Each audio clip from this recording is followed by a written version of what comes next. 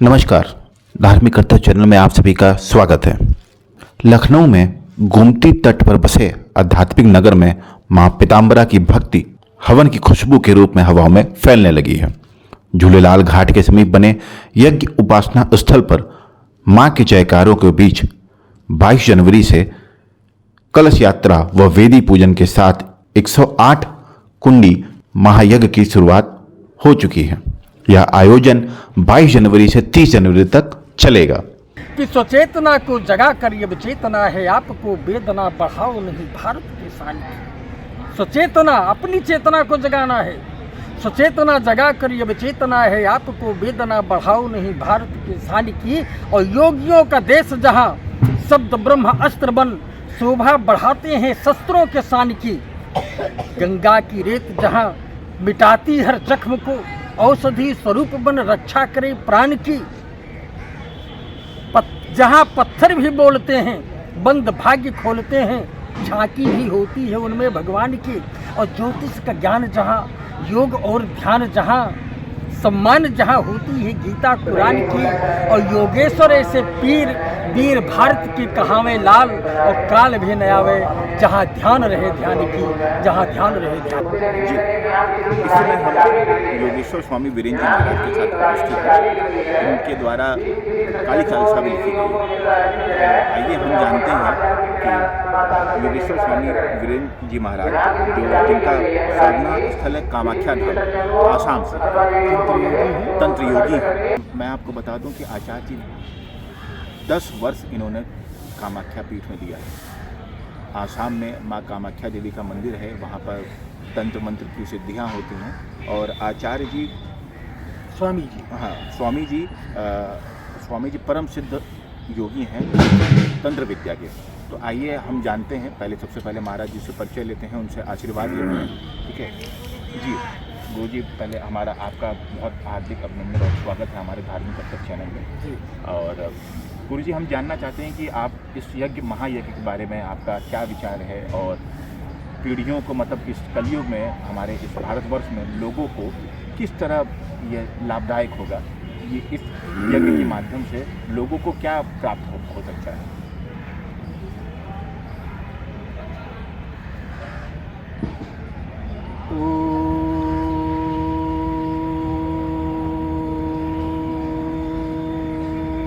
सभी कुंडाचार्यों से निवेदन है कि वो अपने अपने पुरुषों को व्यवस्थित करें। पुरुषों पर जो है जो करना है, जो शास्त्र की व्यवस्था करनी है, उसको आप लोग व्यवस्थित करें। सभी कुंडाचार्यों से निवेदन है सवारूढ़ां महाभीमां प्रदान हास्ययुक्तां त्रिनेत्रं चाकपालं प्रेत्रिकाकरं मुक्तकेशीललज्जिह्वा पिबति रुधिरं चतुर्बाहुयुक्तां देवी भैरवैकरां यस्मरे। ब्रह्मज्योति दिव्यशक्ति अनादिवो नमो नमः। ब्रह्मज्योति दिव्यशक्ति निराकार पुरुषाय ओंकार रूपाय अकाल पुरुषाय ब्रह्मस्वरूपाय सच्चिदानंद रूपाय विश्वपुरुषाय अनंत पुरुषाय दिव्यमा स्वरूपाय परम शक्ति सहिताय माँ दिगंबराय कामाख्याय माँ पीताम्बराय माँ महाकाली मम अधिष्ठात्री परम दिव्य शक्ति नमो नमः। बोलिए कामाख्या मातु की जय। अब बताइए क्या जानना चाहते हैं यज्ञ के बारे में। हम जैसे यहाँ पे महायज्ञ हो रहा है, 108 कुंड बने हुए हैं, तो हम ये जानना चाहते हैं कि आप इस यज्ञ के माध्यम से मानव जीवन को क्या फ़ायदा मिलेगा, क्या लाभ होगा, क्योंकि इस कलयुग में सब कुछ स्वार्थ से जुड़ा है। हर व्यक्ति बहुत स्वार्थी हो गया है। तो इस यज्ञ से हमारी या अन्य लोगों की क्या किस तरह की स्वार्थ की पूर्ति हो सकती है, उन्हें क्या लाभ हो सकता है, इसके बारे में हम चाहते हैं कि आप लोगों को बताएं। यह यज्ञ की विधा हमारे इस मानव जीवन की एक अति विशिष्ट और अति आवश्यक परंपरा है, क्योंकि मनुष्य इस संसार में आने के बाद, इस मानव जीवन में आने के बाद उसे यह ज्ञान नहीं रहता है कि यहाँ आने से पहले वो कहाँ था रहता है, और यहाँ से जाने के बाद वो कहाँ जाएगा ये भी उसको नहीं मालूम। अब वो बीच की स्थिति, यह संसार है हमारा, और इस संसार में हम मानव जीवन में जब आते हैं तो मात्र उसका एक ही उद्देश्य होता है कि मैं अपने आप को पहचानूं, क्योंकि मैंने अभी तक अपने आप को पहचाना ही नहीं। और संसार का हर मनुष्य मात्र विक्षिप्त जीवन जीता है, क्योंकि वो अपने आप को नहीं पहचानता है। और जिस दिन वो अपने आप को पहचान जाता है, उसे ये महसूस होता है कि ये संसार दो कौड़ी का है, किसी काम का नहीं है, क्योंकि ये एक माया है जो हमारे इन खुली आंखों से दिखता है। उसका विनाश निश्चित है, और जिसका विनाश होता है उसका कोई वजूद नहीं है, वो झूठा है। चाहे वो संसार हो, चाहे ये मानव शरीर हो, और चाहे ये दिखने वाली संपूर्ण ब्रह्मांड की स्थितियाँ। लेकिन जो हम बंद आँखों से देखते हैं, अब बंद आँखों से देखते हैं कहना तो बहुत आसान है, लेकिन खुली आँखें मुझे परमात्मा ने दी है देखने के लिए, तो मैं देखता। लेकिन बंद आँखों से हम जब भी देख सकते हैं जब इस मानव योनि के अंदर आकर हम कर्म करके, कर्म योगी बन के, अध्यात्म में जा करके, तपस्या के माध्यम से, ध्यान के माध्यम से, ज्ञान के माध्यम से, जब हम अपनी सिक्स सेंस यानी थर्ड आइज, जिसको दिव्य दृष्टि कहते हैं, जो मेरे आज्ञा चक्र में विराजमान इस स्थान पर होती है, जब बार बार मैं वहाँ कंसंट्रेट करता हूँ कि मैं यहाँ से देखना चाहता हूँ, यहाँ से देखना चाहता हूँ, यहाँ से देखना चाहता हूँ, तो हमारी दृष्टि यहाँ खुल जाती है। तब मैं आंखें बंद करके देखना प्रारंभ करता हूँ, और जब मैं आंखें बंद करके देखना प्रारंभ करता हूँ तो ये संपूर्ण प्रकृति नेकेड नज़र आती है। तभी मैं किसी के बारे में भविष्यवाणी कर सकता हूँ, तभी मैं किसी के बारे में कोई जानकारी ले सकता हूँ, तभी मैं देवी देवताओं के दर्शन पा सकता हूँ, तभी मैं सिद्धियों को अपना सकता हूँ, अन्यथा कोई दूसरा मार्ग नहीं है। इसी प्रकार से जैसे आपने यज्ञ के बारे में पूछा है, हमारे अध्यात्म में अनेकों लाइन, अनेकों प्रकार के मार्ग हैं, अनेकों प्रकार के रास्ते। उस दिव्य ब्रह्म को प्राप्त करने के लिए, ब्रह्म विराट शब्द से बना है, जिसका कोई और छोर नहीं है, उसको हम ब्रह्म कहते हैं। और ब्रह्म का सबसे प्यारा नाम ओम होता है, जिसके मैं ओमकार कहता हूँ। खाली दो ही एनर्जीज संपूर्ण ब्रह्मांड में पहले हमें दृष्टिगोचर होती हैं, और उसके बाद में ब्रह्म में इस संसार का निर्माण होता है। तब ओमकार से इत्यादि, चाहे ब्रह्मा का निर्माण हो, विष्णु का निर्माण हो, शिव का निर्माण हो, उसके बाद में ब्रह्माणी का निर्माण हो, रुद्राणी का निर्माण हो, शिवानी का निर्माण हो, संपूर्ण ग्रहों का निर्माण हो, सप्तऋषियों का निर्माण हो, मानव जीवन का निर्माण हो, जलचर का निर्माण हो, थलचर का निर्माण हो, भूचर का निर्माण हो, खींचर का निर्माण हो, जो भी निर्माण हो, इसके बाद प्रारंभ होता है। इसमें से सर्वश्रेष्ठ योनि देव योनि होती है। देव योनि के बाद इस पृथ्वी लोक पर मानव योनि होती है, और मानव योनि कर्म योनि होती है। बाकी जितनी योनियाँ इस पृथ्वी के ऊपर हैं वो सब भोग योनियाँ हैं। मानव योनि एक ऐसी होती है जो कर्म योनि होती है, जो अपने कर्म से, अब वो कर्म हम किस प्रकार से करते हैं वो मेरे ऊपर आधारित करता है कि मैं अपने को पहचानने का कर्म करता हूँ, मैं अपने को भुलाने का कर्म करता हूँ, समाज को सुंदर रास्ता दिखाने का कर्म करता हूँ, समाज को भटकाने का कर्म करता हूँ, समाज को लड़ाने का कर्म करता हूँ, समाज में मैं प्रेम प्रदर्शित या प्रेम प्रदर्शन का कर्म करता हूँ, मेरे कर्म के ऊपर आधारित होता है। और उसी कर्म में जब हम उस परमात्मा का चिंतन करते हैं तो उसकी अनेकों विधाएं हैं, और उन अनेकों विधाओं में यज्ञ एक सर्वोपरि स्थान रखता है, क्योंकि हमारे मानव जीवन में ये तो पीताम्बरा बगलामुखी ब्रह्मास्त्र महाविद्या यज्ञ है जो शत्रुओं का हनन करती है। शत्रुओं का मतलब ये लौकिक शत्रु नहीं, जो हमको किसी ने एक गाली दे दिया तो मेरा शत्रु हो गया, किसी ने एक चाटा मार दिया तो मेरा शत्रु हो गया, किसी ने मेरा नुकसान कर दिया तो मेरा शत्रु हो गया।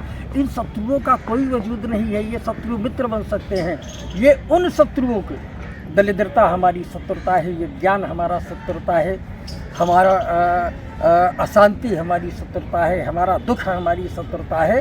तो ये माँ पीताम्बरा की कृपा से ये वो महाशक्ति है कि इस यज्ञ के माध्यम से हमारे अंतःकरण के शत्रुओं का भी विनाश होता है और हमें साधना के माध्यम से वो दिव्य जागृति और अनंत ऊर्जा की प्राप्ति होती है कि संपूर्ण संसार के शत्रुओं का भी विनाश होता है। वो भी हमारे तरफ आकर के मित्रता का हाथ बढ़ाते हैं और हमारे वशीभूत होते हैं, हमारे वाणी पर चलने का प्रयास करते हैं। इसीलिए संत और साधक और जितने ऊर्जावान व्यक्ति, जितने योगी, जितने महिष महापुरुष हमारे इस धरती पर आए हैं, उन्होंने अपने अपने विधा के अनुसार, अपने अपने ज्ञान के अनुसार इस संसार को एक नई जागृति प्रदान की।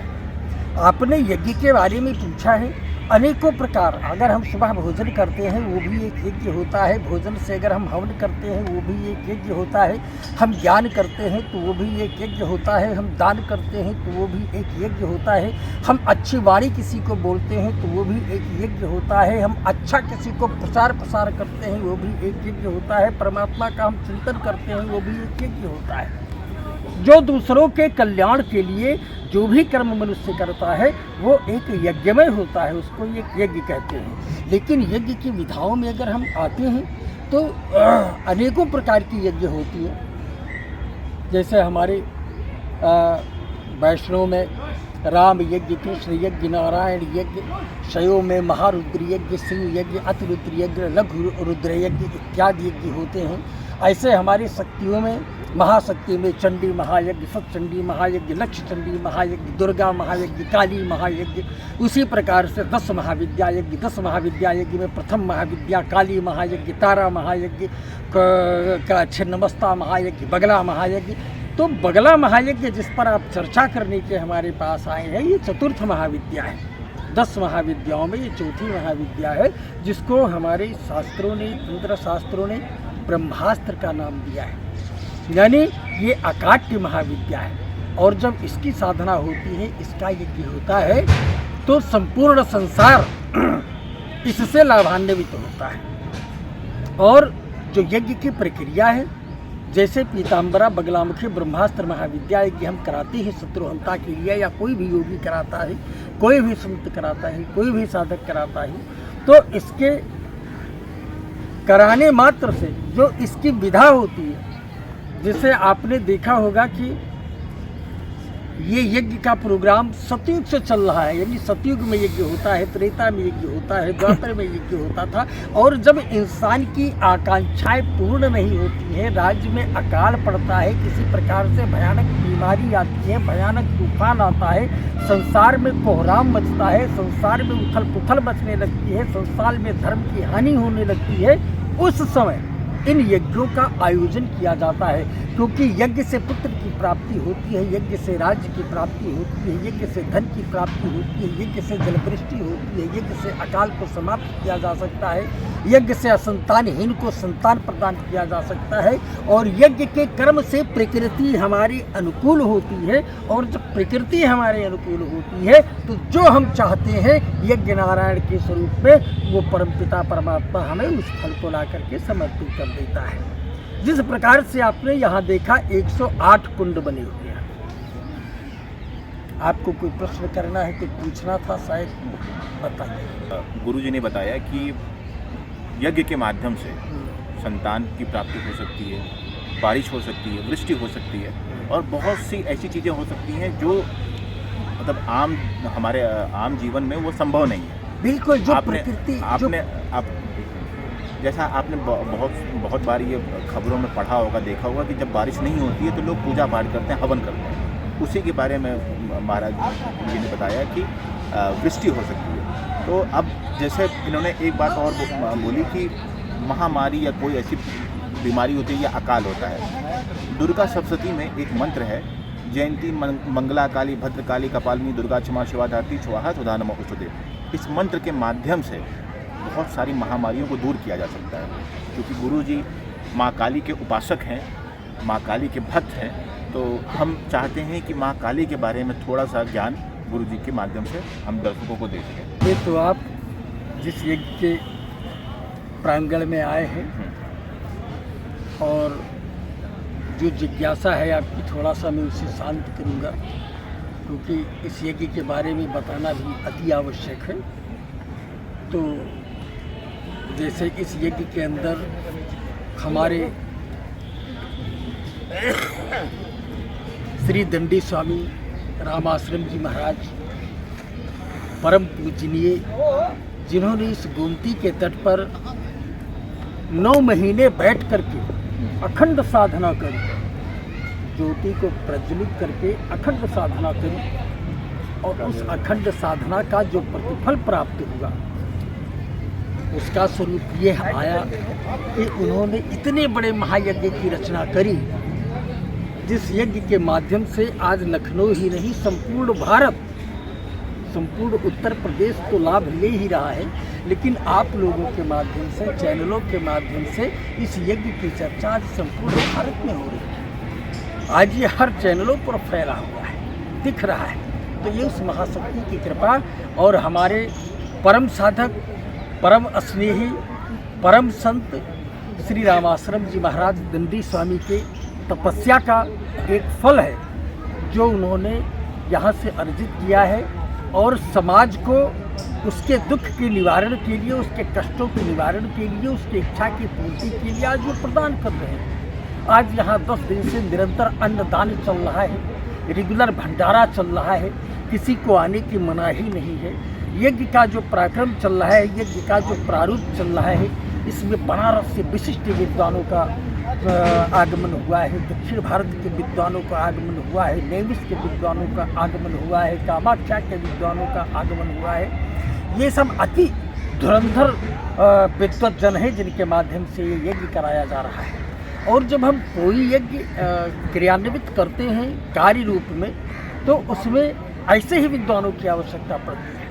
जो हम यज्ञ की रचना करते हैं, जैसे कुंड का निर्माण होता है, तो कुंड में 4 मुखा कुंड होता है, खटमुखा कुंड होता है, खटकोण जिनको हम बोलते हैं, अष्टकोण का कुंड होता है, त्रिकोण का कुंड होता है। तो शक्ति आराधना में, महाकाली की आराधना में या महाविद्या की आराधना में त्रिकुंड हवन कुंड का प्रयोग किया जाता है, और माँ पीताम्बरा के महायज्ञ में अष्टकोण का प्रयोग किया जाता है। और जब शिव और शक्ति दोनों का समन्वय बराबर हो तो चतुष्कोणीय यज्ञ कुंड का प्रयोग किया जाता है, जो यहाँ पर होता है। तो ये यज्ञ कुंड एक, समझ लीजिए, परिधि है। यह एक मिसाइल है, आध्यात्मिक मिसाइल।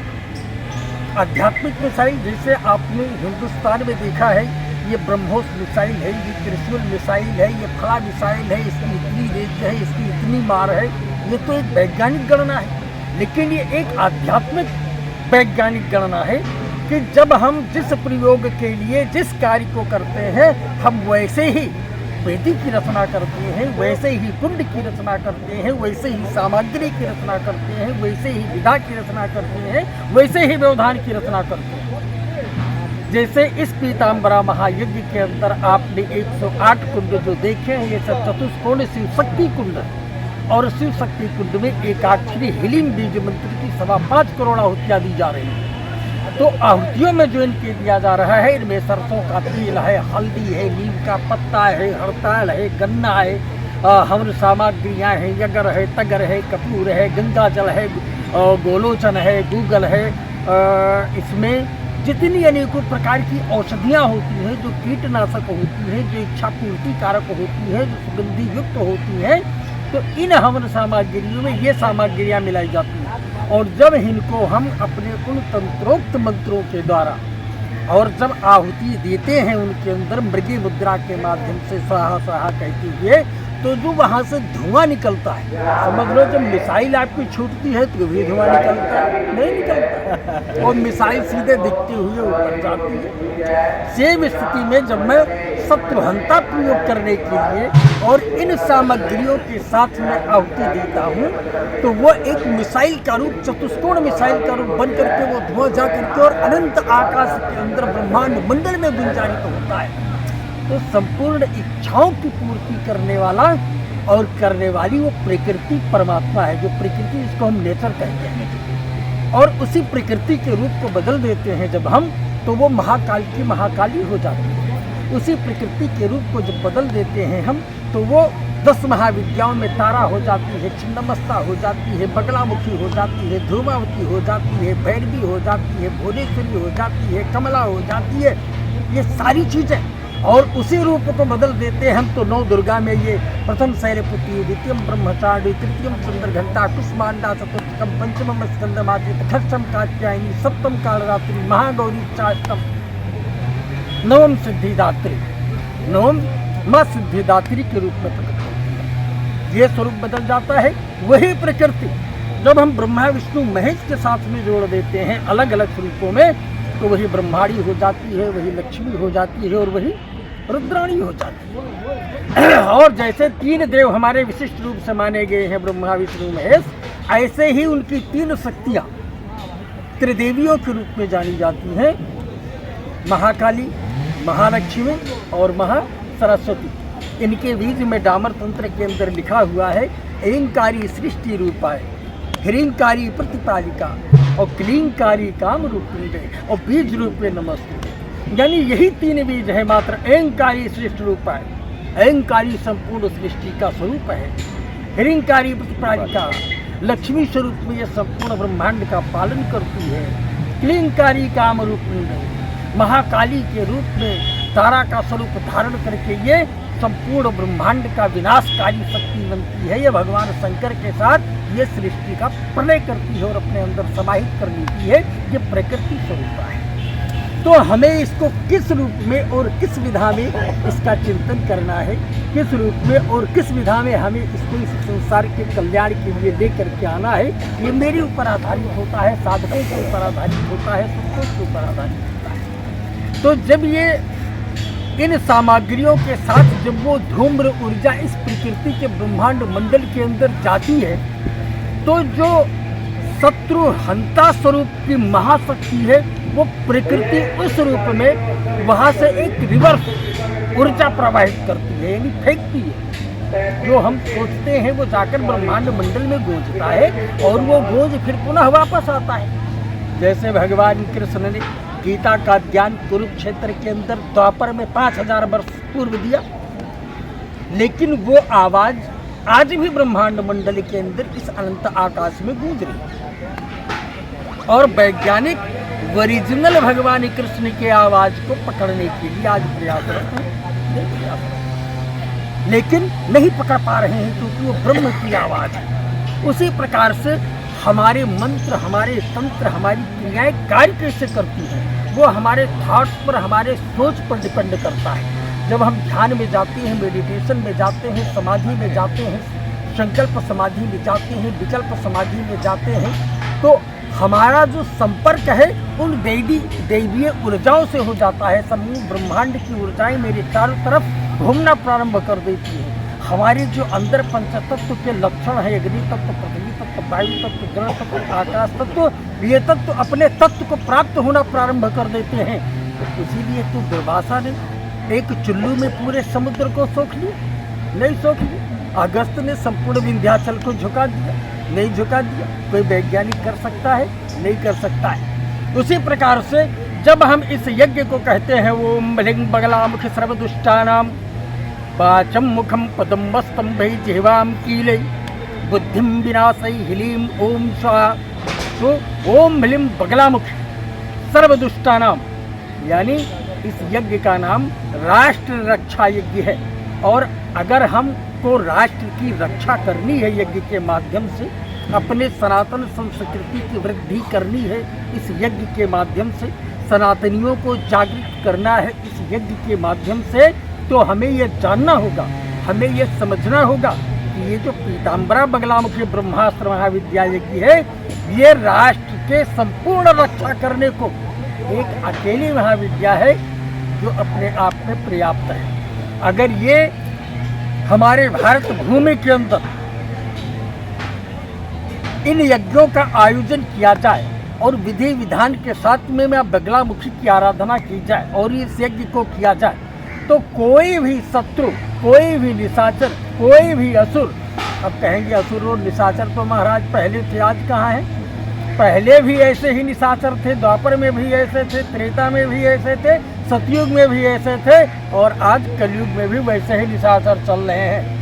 पहले भी राम का विरोध रावण ने किया, कंस का विरोध कृष्ण ने किया, विष्णु का विरोध हिरण्याकश्यप ने किया, आज भी विरोध, रामायण का विरोध हो रहा है, गीता का विरोध हो रहा है, ब्राह्मणों का विरोध हो रहा है, हिंदुत्व का विरोध हो रहा है, सनातन का विरोध हो रहा है, सनातन अवलंबियों का विरोध हो रहा है, साधु संतों का विरोध हो रहा है। किसका विरोध नहीं हो रहा है? अगर हम वाकई में सनातनी हैं, वाकई में साधक हैं, वाकई में उस परमात्मा के पुत्र हैं, वाकई में शक्तिमान हैं, तो हमें संसार को ये बताना चाहिए कि तुम अपनी ऊर्जा को इतना बढ़ाओ, अपनी शक्ति को इतना बढ़ाओ, अपनी एनर्जी को इतना डेवलप करो कि तुम्हें शस्त्र की जरूरत न पड़े, तुम्हारी आंख से देखने मात्र से ऊर्जा प्रवाहित हो और पूरी की पूरी सेना समाप्त हो जाए। जो हमारी ऋषियों की परंपराएं हैं, जो हमारे साधकों की परंपराएं हैं, जो हमारे सिद्धों की परंपराएं हैं कि अगर तुमने सोच लिया मेरे हाथ में तलवार आ जाए तो अपने आप आ जाएगी उस समय। तुमने देखा नहीं है शक्तियों का प्रभाव? अगर इस शक्ति के साथ तुम काम करोगे तो तुम्हारे सनातन की सुरक्षा होगी और तुम्हारी सुरक्षा होगी और तुम्हारे सम्मान की सुरक्षा होगी, अन्यथा नहीं होगी। तो ये हमारा पीताम्बरा बगलामुखी ब्रह्मास्त्र महाविद्यालय ये राष्ट्र रक्षा के लिए किया जा रहा है और इसमें जो सामग्रियां हमारी पीली सरसों हैं, हमारी हरिद्रा है, हमारा हरताल है, हमारा नीम का तेल है, सरसों का तेल है, घी है, गन्ने का ईख की आहुति है, इसमें अगर है, इसमें तगर है, इसमें नागर मोथा है, इसमें अनेक प्रकार की औषधियाँ यानी 108 प्रकार की औषधियों का जो मिश्रण करके और इनको डाला जाता है, तो ये प्रकृति में जा करके उतनी जहाँ तक इनकी ऊर्जाएं जाती हैं और अनंत आकाश में जाती हैं। ये जैसे आपने एक तालाब देखा, बहुत बड़ा तालाब है, आपने एक छोटा सा कंकड़ लिया, उस कंकड़ को आपने तालाब में फेंक दिया, आपने देखा कि वो तालाब में कंकड़ गया और वहाँ एक छेद टाइप का गोल गोल बनना लगा, आपको लगा पानी चारों तरफ जा रहा है, दिखते नहीं दिखता है, लेकिन थोड़ी देर के बाद में वो बंद हो जाता है, लेकिन वो हमें दिखाई पड़ना बंद हो जाता है, उसका प्रवाह अंतिम छोर तक जाता है, उसका प्रवाह अंतिम छोर तक जाता है। तो हमें ये दिखता है कि हमने यहाँ से देखा और हमारी ये पीताम्बरा बगलामुखी ब्रह्मास्त्र महाविद्या स्वरूप की मिसाइल गई और यहाँ तक धुआं गया और यही मिश्रित हो गया, नहीं, वो अनंत आकाश में संपूर्ण ब्रह्मांड में व्याप्त हो जाती है और फिर प्रकृति उसी रूप से जो हमने मंत्रों का उच्चारण किया है, जो हमने अपने थॉट्स को ऊपर भेजा है, जो हमने मंत्र जपते जपते उसके बारे में सोचा है, तो वो वहाँ से रिवर्स जब करती है तो हमारे चेहरे पर उसकी दीप्तता आती है, हमारी वाणी में उसका ओज आता है, हमारे नेत्रों में उसका ओज आता है, हमारे शरीर में उसकी ऊर्जा आती है, तो हमको देख करके शत्रु अपने आप रास्ता विलग कर लेता है, हमको अपने आप प्रेम करना प्रारंभ कर देता है और हम इस संसार के अद्वितीय बन जाते हैं, हमें योगी बन जाते हैं, संसार के कल्याण करने की शक्तियाँ वो हमें प्रदान कर देता है। इसीलिए हमने लिखी थी, एक कविता हमने लिखी है जो मैं आपको दे रहा हूँ, इसमें इसी विषय के ऊपर है कि स्वचेतना को जगा कर ये विचेतना है आपको वेदना बढ़ाओ नहीं भारत के शान। स्वचेतना, अपनी चेतना को जगाना है, सचेतना जगा कर ये विचेतना है आपको वेदना बढ़ाओ नहीं भारत की शान की। और योगियों का देश जहाँ शब्द ब्रह्म अस्त्र बन शोभा बढ़ाते हैं शस्त्रों के शान की, गंगा की रेत जहाँ मिटाती हर जख्म को औषधि स्वरूप बन रक्षा करे प्राण की, जहाँ पत्थर भी बोलते हैं बंद भाग्य खोलते हैं, झांकी भी होती है उनमें भगवान की। और ज्योतिष का ज्ञान जहाँ, योग और ध्यान जहाँ सम्मान जहाँ होती है गीता कुरान की, और योगेश्वर ऐसे पीर वीर भारत की कहावे लाल, और काल भी न आवे जहाँ ध्यान रहे ध्यान की, जहाँ ध्यान रहे ध्यान की। तो ध्यान समाधि ये इस संसार की प्रकृति का नियम है, और जो इसमें लिप्त होकर ऐसे यज्ञों की रचना करता है, संपूर्ण संसार का कल्याण करता है। और यह यज्ञ हमारी हर इच्छाओं को पूर्ति करने वाली होती है, क्योंकि दुर्गा सप्तशती एक ऐसा ग्रंथ है हमारा, 700 श्लोक 700 मंत्र है, उसमें कवच के अंदर लिखा हुआ है कि यम यम चिंतयते कामम तम तम प्राप्तुनो निश्चित। यानी साधक जिस जिस वस्तु की कामना करता है वो वस्तु उसके सोचने मात्र से उसके पास आकर के पहुंच जाती है, प्रकृति उसे स्वतः प्रदान कर देती है। तो हम बहुत बहुत आभारी हैं कि आपके लखनऊ में इसी गुप्त नवरात्रि के अंदर, ये गुप्त नवरात्रि है जिसमें ये हो रहा है, साल की 4 नवरात्रियों में माघ की नवरात्रि गुप्त नवरात्रि कहलाती है, जिसमें मनुष्य गुप्त साधनाओं को, साधक गुप्त साधनाओं को करके और अपने संपूर्ण अभिष्ट को पूर्ण कर सकता है। जो 108 कुंडों की एक बार परिक्रमा करता है, समझ लो उसने 108 परिक्रमा करी, और जिसने 5 परिक्रमा किया, समझ लो वो उसी अनुपात के अंदर अपने आप को बढ़ाता चला जाता है। इस नदी के किनारे एक मंत्र जपने पर 1 लाख गुना फल प्राप्त होता है। इसी प्रकार से इस यज्ञशाला के अंदर बैठ करके 5.25 करोड़ की जो आहुति दी गई है, ये 5 दो हम 50, ये 5.25 करोड़ नहीं है, ये जब पहुंच जाएगी कम से कम 1 अरब आहुति तक। और जब इतनी आहुतियाँ इस यज्ञ के अंदर पड़ेंगी और जिन इच्छाओं के साथ में पड़ेंगे, तो उस प्रकृति को अपना रूप बदलकर संपूर्ण भक्तों की इच्छाओं को पूर्ण करने की क्षमता यहाँ से प्राप्त होगी। इसलिए इस पीताम्बरा बगलामुखी महाविद्या ब्रह्मास्त्र महाविद्या यज्ञ का आयोजन यहाँ किया गया है। यज्ञ से सब कुछ संभव है, और यज्ञ से प्रकृति को बदला जा सकता है, यज्ञ से कर्म को बदला जा सकता है, यज्ञ से भाग्य को बदला जा सकता है, और यज्ञ से मानवता को स्थापित किया जा सकता है, यज्ञ से असुरों, दैत्यों और दुष्टों का तलन किया जा सकता है। बोलिए पीताम्बरा माई की जय।